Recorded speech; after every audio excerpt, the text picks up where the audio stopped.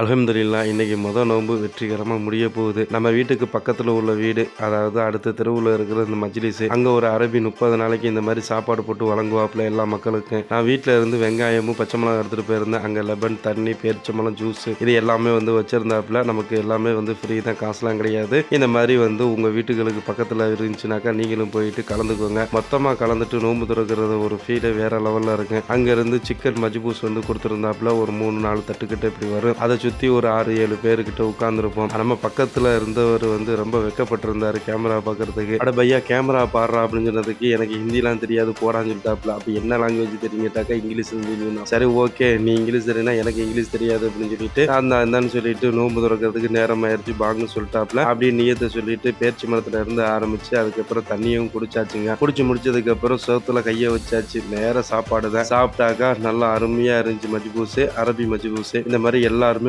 கலந்துக்கிட்டு சாப்பிடுவாங்க. அந்த மாதிரி தான் நானும் போயிட்டு சாப்பிட்டு கையை கழுவுன கையோட என்ன செய்யணும், உதவு எடுத்துட்டு நேரம் மகரிப் தொழுகிறதுக்கு போயாச்சு. தொழுகையும் ஆரம்பிச்சிட்டாங்க. ஒரு கைது முடிஞ்சு போச்சு. சரி ஓகே அப்படின்னு சொல்லிட்டு நேரம் தொழுதுட்டு துவாவும் கேட்டு, உங்களுக்கும் நான் துவா கேட்டேன், கவலைப்படாதீங்க எல்லாருமே நல்லா இருப்போம். நேரம் வண்டியை டீ கடைக்கு விட்டு டீயை குடிச்சிட்டு அப்படியே நம்ம வண்டி கழுவு போயாச்சு. மறக்காம நம்ம செய்தி சேனலை பேஜை ஃபாலோ சப்ஸ்கிரைப் பண்ணி வச்சுக்கோங்க. Bye bye.